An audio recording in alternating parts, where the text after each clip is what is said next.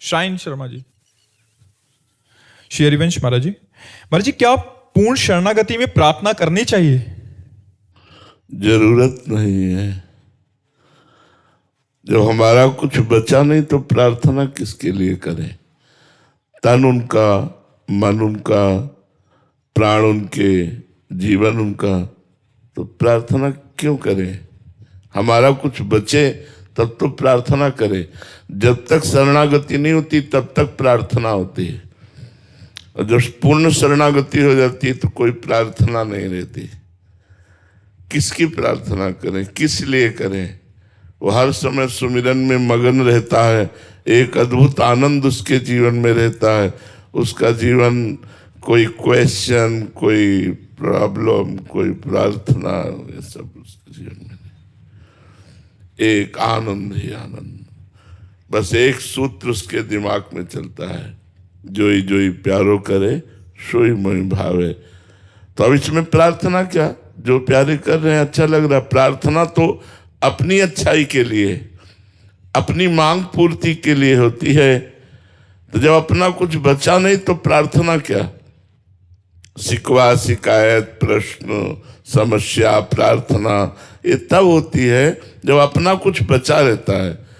जब तन वांग मनोभिर अमलई सोहम तो वासिता, शरीर, मन, वाणी निर्विकार भाव से प्रभु को अर्पित हो चुके हैं, तो प्रार्थना क्या रह गई? फिर तो कोई प्रार्थना की गुंजाइश ही नहीं रहती है। रसिक प्यारी शरण जी। श्री हरिवंश महाराज जी। महाराज जी, आपके चरणों में कोटि कोटि प्रणाम। महाराज जी, जब मन, बुद्धि, चित्त, अहंकार ये सब प्रकृति के हैं तो भगवत प्राप्ति किसे होती है? आप तो भगवान के स्वरूप है, अंश ही है। भ्रम का नाश होता है। भगवत प्राप्ति का मतलब होता है भ्रम का नाश। जा सुकृपा सब भ्रम मिट जाई, गिरजा सोई कृपाल रघुराई। जिनकी कृपा से भ्रम का नाश हो जाता है। जैसे आपकी जेब में पहले से 1 करोड़ का चेक है, लेकिन आप पढ़े लिखे नहीं हो, तो आप 1-1 रुपया फुटपाथ में मांग रहे हो, और कोई पढ़ा लिखा मिल गया और आपकी जेब से ही निकाल के आपको चेक दिखाया, तो आप तुरंत करोड़पति बन गए कि नहीं बन गए? आपको करोड़ कमाने नहीं पड़े, क्योंकि पहले से है। आप पहले से भगवान के हैं, भगवान के थे, भगवान के हैं, भगवान के रहेंगे। और भगवान का जो अंश है जीव, वो भगवत स्वरूप है। पर हो क्या गया? भ्रम से वो अपने को भूल करके मनुष्य शरीर में, जिस शरीर में है उसी को अपना मैं मान लिया। बस इसी मैं का नाश हो जाना ही भगवत प्राप्ति है। देह भाव का नाश जेव ही हुआ, तेव ही ब्रह्मविद ब्रह्मवि भवति।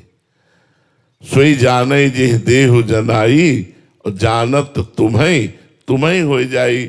भगवान जहां जनाए तो आप भी भगवत स्वरूप हैं। आपका स्वरूप भगवत स्वरूप है।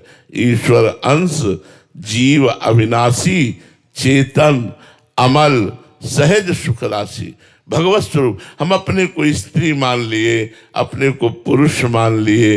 इसी भ्रम का नाश साधना से होता है। जब ये नाश हो जाता है तब वो भगवत स्वरूप में स्थित माना जाता है। कुछ साधना से बढ़ता नहीं है, वो भगवत स्वरूप ही है।